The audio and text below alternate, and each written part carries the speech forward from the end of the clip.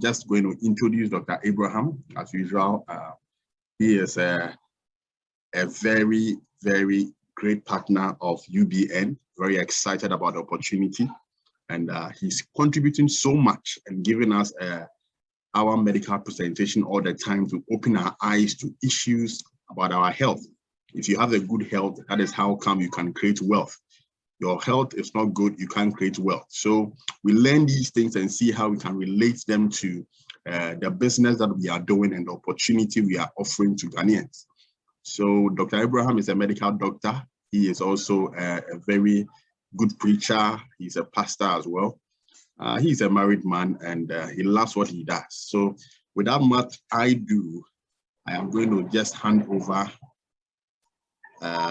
the host to Dr. Abraham to take us through our medical presentation tonight. Doc, you are the host, so if you can please take over and take us through.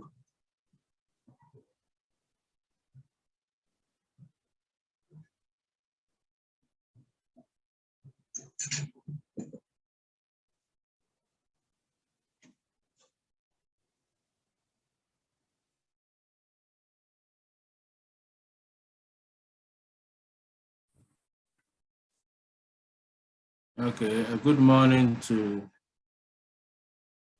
everybody. Good morning, Doc. You can hear me?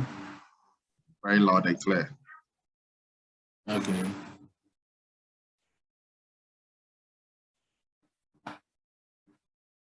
We thank God for another opportunity for us to have this, educate ourselves about our health, and then see how we can strategize for the future so that all of us will stay safe, so that if life happens, we'll be able to balance the equation and then continue on with minimal disruptions and problems. So today we are going to have a discussion on kidney diseases and its link to life insurance. We've done this presentation before, but we'll take it in a different angle, and then we learn something, and then we go ahead. So as usual, we'll go through some form of introduction, and then we talk about the kidneys, its anatomy and its physiology, its structure, position, and then its function. Then we zoom into kidney diseases, of which the main focus should be chronic kidney disease. There's acute kidney disease. There are other conditions that can affect the kidney. Trauma, accident can affect the kidney. So many other conditions can affect the kidney. But the end stage of all the diseases, or where we don't want the disease to get to, is the chronic stage, where you have chronic kidney disease. We want to prevent that as much as possible. Then we talk about its treatment and then its links with life insurance. Then we talk about we do some discussions and then some questions. So chronic kidney disease has been recognized as a leading public health concern worldwide. The global estimate, and this is even in 2017, as in 2017, global estimate is around 13.4%. So about 10%, a tithe of every human being on the surface of this planet Earth has a problem one way or the other with the kidney. And end-stage kidney disease needing replacement therapy, which we'll talk about. People that have gotten to end stage ranges between 4 to 7 million worldwide. The global increase in this disease is mainly due to diabetes, hypertension, obesity, and aging. And once we talk about aging as a risk factor for any condition, then it means that everybody is at risk. Anybody that is growing is at risk. So what we are saying is that even if you don't have diabetes, hypertension, or obesity, just the normal process of aging can cause problems in the kidney that, if not treated well, can end up as an end-stage kidney disease. And in some regions, especially developing countries like ours, infections are also a risk factor or a cause. Herbal medications that people take without approval can also lead to kidney disease and some environmental toxins. There was a publication made in 2019 by some brilliant set of Ghanaians, and they actually had it published in the PubMed, which is an international medical journal. And they were considering the 20-year trends in renal disease mortality in Ghana. So for the past 20 years, every death that was caused by kidney disease, they took it up again and reviewed it, did autopsy, checked the autopsy reports, and then studied it again. And they came up with this conclusion that we observed marked increase in renal disease mortality rate during the last few years, predominantly driven by chronic and infectious related renal disease as the main cause. So after their study, they realized that many of the people that died of kidney disease within the 20-year period that they did the study died because of chronic and infectious related conditions. And then the second main cause are due to hypertension and congestive heart disease. So heart failure and then hypertension also counted for some of these deaths due to kidney conditions. So they are advising that if prevention, treatment, and management is directed at infections that affect the kidney, hypertensive heart diseases, and congestive heart failure, then we can reduce the mortality or death that is related to kidney disease, and that is very brilliant. The World Health Organization has recognized chronic kidney disease as a global killer in plain sight. We know it is there, it's killing, and it is becoming global. There are some myths about kidney disease, which the American Kidney Fund have noticed. Because people think that kidney disease is rare, but it is not rare. In America, it is the 9th leading cause of death. And we have similar statistics probably in Ghana. We also think that there is nothing you can do about getting kidney disease. I mean, like, if you get it, you get it. But that is a wrong notion, because most of the causes of kidney diseases can be prevented. Diabetes, hypertension cause nearly 3/4 of all cases of kidney disease. So if you can work on not getting diabetes and hypertension, you will reduce the risk of developing a kidney disease. There's another myth that says that you know it if you had kidney disease. But we've noticed that until you get to the end stage of kidney disease, you will never know.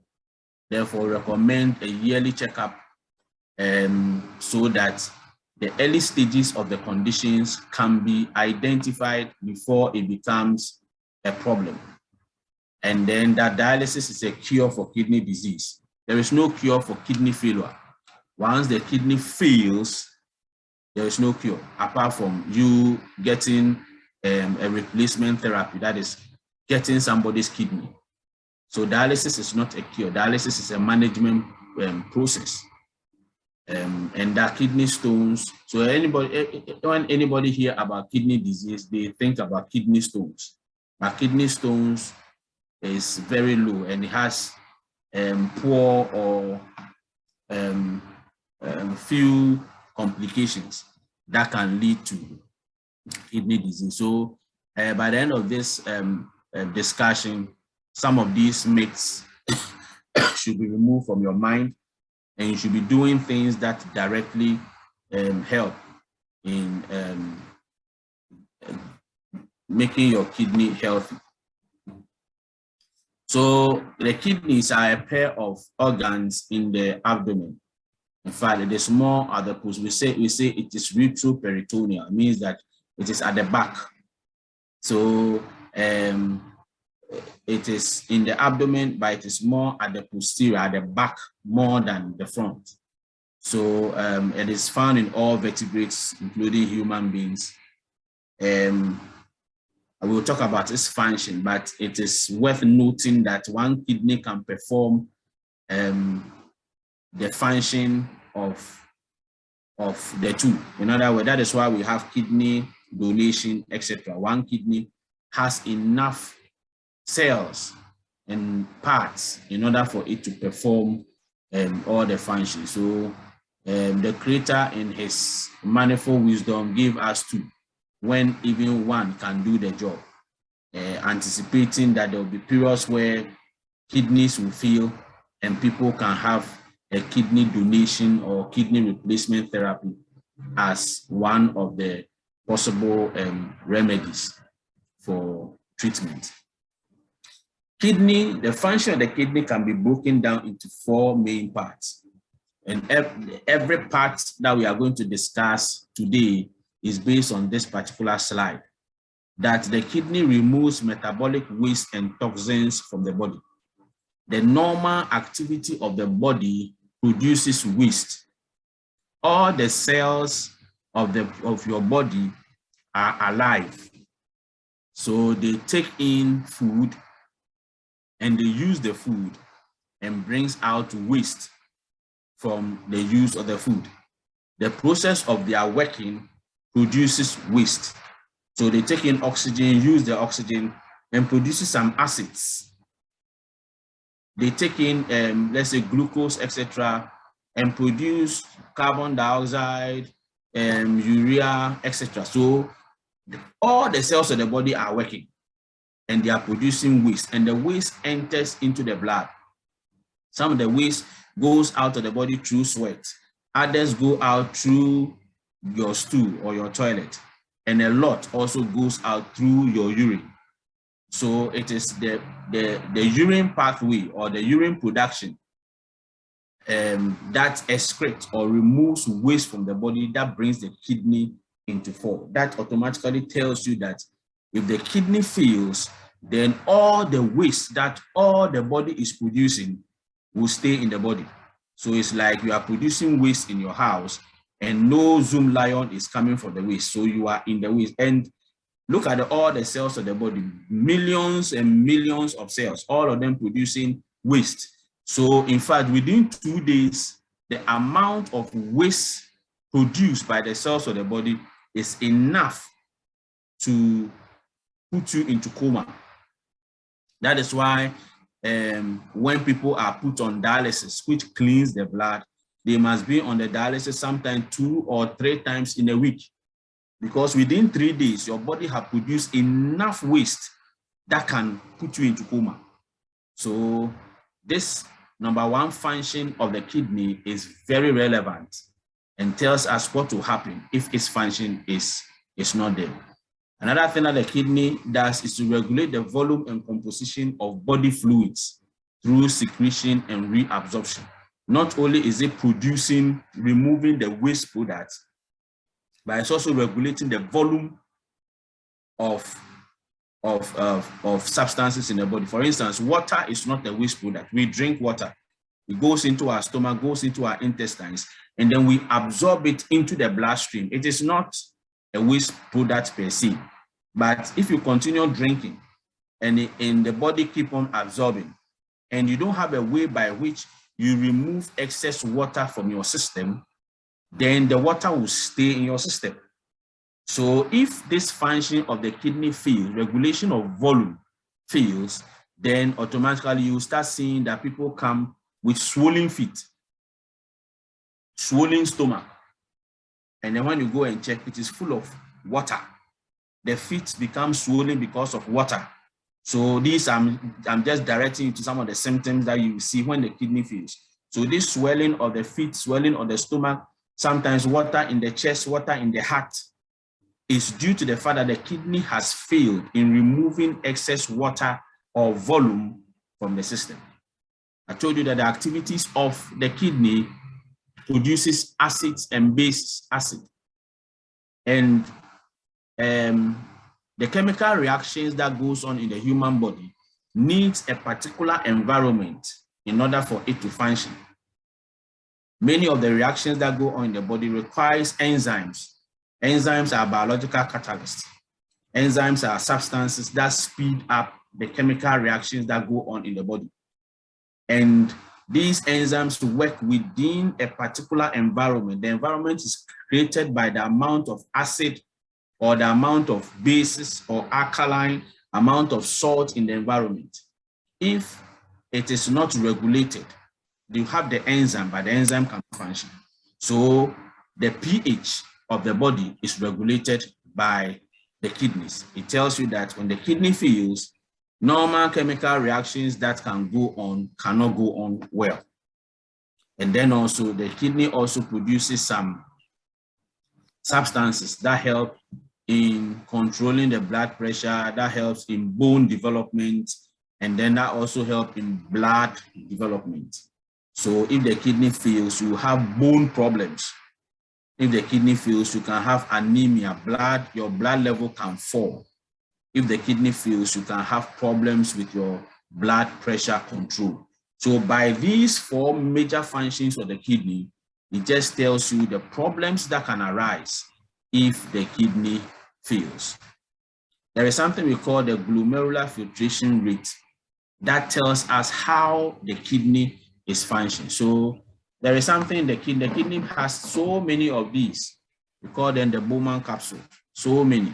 So blood enters into the kidney through this tube, enters into this coil.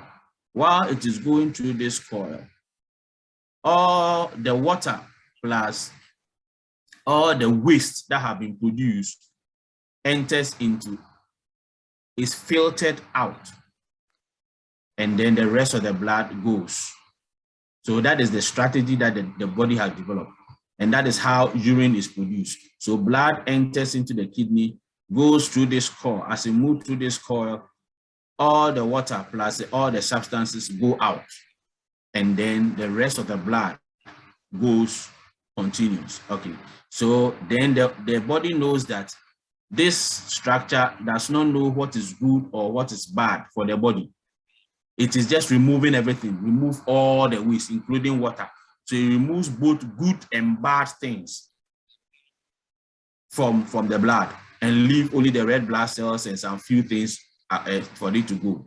So when all the good and bad have entered into this particular part of the kidney and it is about to go out of the body, other things happen. The kidney now start doing what we call reabsorption. So then the kidney start absorbing the good things so that only the bad can go. And then if there is any bad thing that escaped from here and is still going, the kidney secretes it back into the urine system, and then it is excreted. So that's a very brilliant way by which you can handle it. Remove everything as much as you can from the blood. And then when it is going into the urine, remove all your good things out and leave only the bad to go. And if any bad thing escapes here and it's still going to the blood, secrete it back into the system. Okay. So then that tells you, and that is what we call the glomerular filtration rate. How good does this thing work is what we call the glomerular filtration rate. And it's estimated that if it's working well, it's 100%. If it's not working well, it can be 90%, 80%. So your glomerular filtration rate, as it drops, it means that the work is not being done. So let's say it is 50%. When they say it's 50%, it means that when the blood came here, only 50% of the things were removed. The rest of the 50% are going. If you can't secrete it back, it has gone back into the blood system. So if it is 10%, then it means that only 10% of all the bad things came out. The 90% is going back into the system. So that is how we rate how good your kidneys are, by checking the glomerular filtration rate.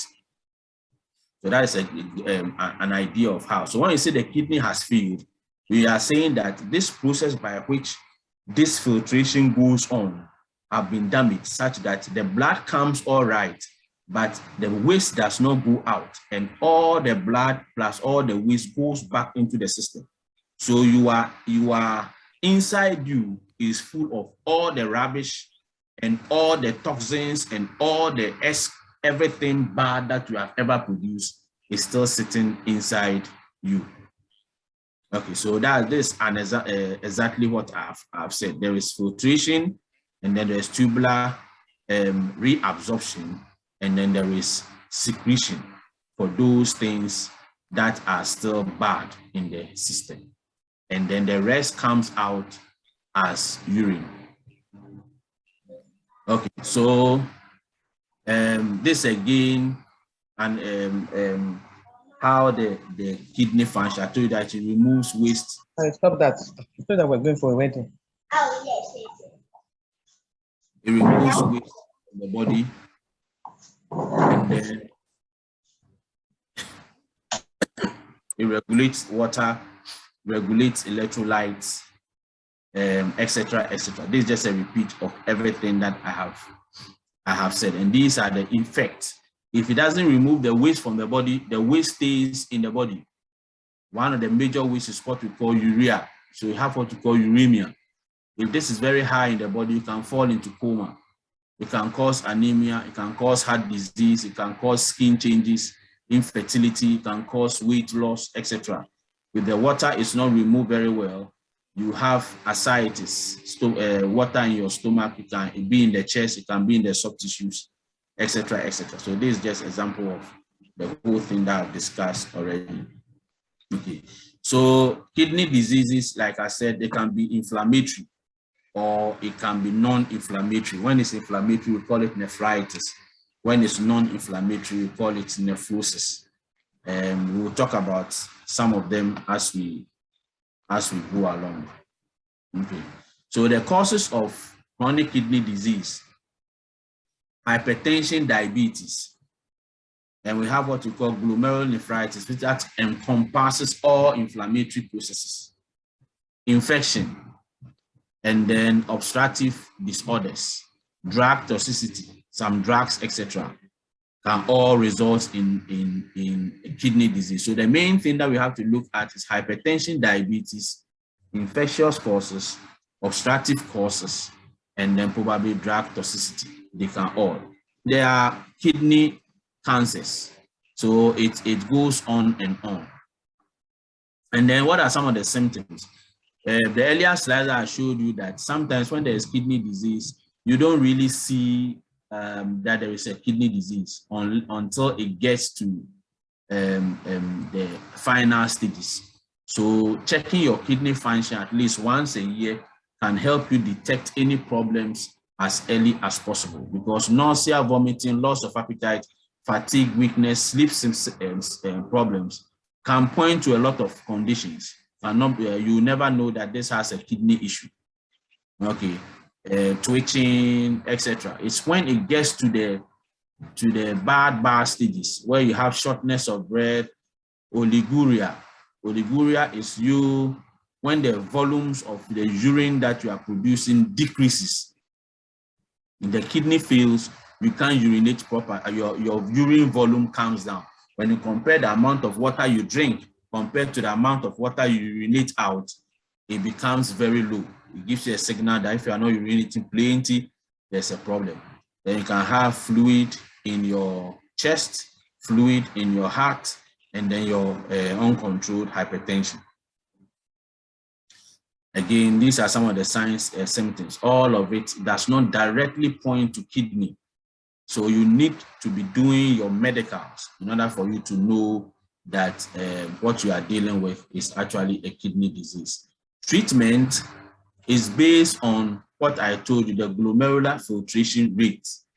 So that even helps us to stage kidney diseases into stage 1 to stage 5. Stage 1 is when you just lose 10% of your glomerular filtration rate, 10%. Stage 2 is when you lose 40%. Okay, so it's great. At stage 2, the glomerular filtration rate is 60 to 89%. The efficiency with which you remove waste is 60 to 89%. Stage 3, 30 to 59%. Stage 4, 15 to 29%. Stage 5, less than 15%. It means that if all the waste in your body is 100%, you can only remove 15% or less. Then you got into stage 5. And the stage that you find yourself direct as how to treatment. Normally stage 1, stage 2, stage 3, you just have to look for the cause. If there is diabetes, reduce it. If there is hypertension, control it. If there is infection, treat it. But when it gets to stage 4, then you have to do either dialysis or you want to replace the kidneys. So like I said, again, if there is blood pressure problems, you control it. If there is, these are some of the things we do when we are treating low blood pressure. You look at the blood pressure. If it is high, it must be aggressively controlled. Otherwise, you have continuous damage. You check the cholesterol or the lipids. If it is high, it must be treated. Patient must be on low protein and low salt diet. Low protein and low salt diet. If there is anemia, because the kidney produces something that helps in blood building. So if the kidney fails, then the blood will not be built. The blood comes low, and that's what we call anemia. So if it is low, you give something that will boost up the production of blood, or you do blood transfusion. Then I told you that kidney has something to do with bone metabolism. So if there is a problem with the kidney, you have problems with the bone. So you have to give either vitamin D or calcitrol in order for it to build the bone back. And then we treat the other things. Okay. But then if it gets to stage 4 and stage 5, then that one we either have to do dialysis or you have to do surgery. And then you have to get a kidney transplant, which Ghana, we are doing it in Ghana, but it's very difficult for you to really get somebody who want to donate his kidney for you because of our cultural setting. Okay, so dialysis, actually what we are doing, dialysis is taking over the management of the kidney. The kidney is supposed to do all the 4 things that I told you about. You are not doing it. Within 2 days, 3 days, the toxins in your body is enough to put you into coma. So they put you on this machine, all the blood from your system pass into the machine and then it's pumped back. As it's passing through the machine, the dialysis machine, that's what the kidney is supposed to do. Remove all the toxins, remove everything, and then pump the clean blood back to you. And then, and then you go for another 2-3 days, you have to come back. Because for every 2-3 days, 4 days, the amount of toxins you have produced is a lot. So it means that your lifestyle is disrupted. Every 2-3 days, you must go to the hospital. And it's a whole day job. Though when you lie down, you are doing the dialysis, it may take about an hour for you to do it. You are not the only one, there are other people. So it is, and then when we finish, you have to you can't just rush to work after dialysis.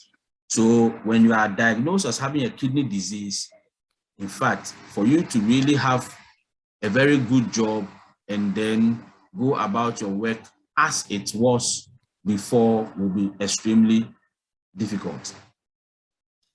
When kidney transplant alone can cost up to about 25,000 Ghana cedis. That is even the surgical procedure. Recovery can cost you about another 10,000 Ghana cedis, etc. How are you going to get a person who is going to do the donation, blah, blah, blah, etc. It's a whole ball game. Dialysis, at least at a 7 military hospital per section, can cost you up to 600 Ghana cedis per section. You are doing this 2 to 3 times a week for as long as your kidneys have failed. You must be on it. So if your kidney is irreparable. This is the stage is irreparable. You are on this probably for life. Probably for life. And then you must also be on some medication. You need dietary visits to see the dietitian. You need a psychologist to also come and see you. And then I hope you don't get any other additional conditions in your life that can increase this expenditure. That is why we preach about life insurance, because it has connection to any condition that can disrupt your income, any condition that can disturb your livelihood. So we have to be able to balance any of these conditions with a life insurance so that they can take the risk. Chronic kidney disease can result in a critical illness, can result in total permanent disability, can even result in death. And these are the conditions that activate an insurance, a life insurance policy. So that is why we are here teaching us to know some of these conditions and to prevent it as much as possible. Again, it can cause critical illness, total permanent disability, and death, and all these things can be managed by a life insurance policy. In conclusion, prevention is better than cure. So we have to prevent ourselves from getting a kidney disease. And we have to do yearly checkup. If you do a yearly checkup and then you have diabetes, your sugar is high, you control the sugar. Blood pressure is high, you control the blood pressure. You control heart problems, you maintain your weight, you check your family history. If there is anything like that, then it means that if everybody is controlling, you must be double controlling, because it's running your family in the first place. If you are smoking, you have to stop because it can affect the kidney. And then as for this one, we can't do anything about it because we are all growing, but we must grow in grace so that we will not have. Again, stop smoking, healthy diet, restrict salt, regular exercise, manage alcohol intake, lose weight, avoid over-the-counter drugs, avoid unlicensed herbal medications. All these things, if they enter into your body in a concentration that is inappropriate, the kidney must attempt to filter it. And in attempting to filter, if the volume is too much, it can damage your kidney. And that can be a permanent life sentence for just one herbal concoction that you took. So all the possible outcomes that can come from kidney disease can be covered by a good life insurance policy. So we advise that you take a life insurance policy, make sure that the policy is adequate. Then you vet the insurance company, make sure that they can deliver exactly what they are saying before you start giving them your money. Thank you very much for your attention. If there are any questions, we can take them now.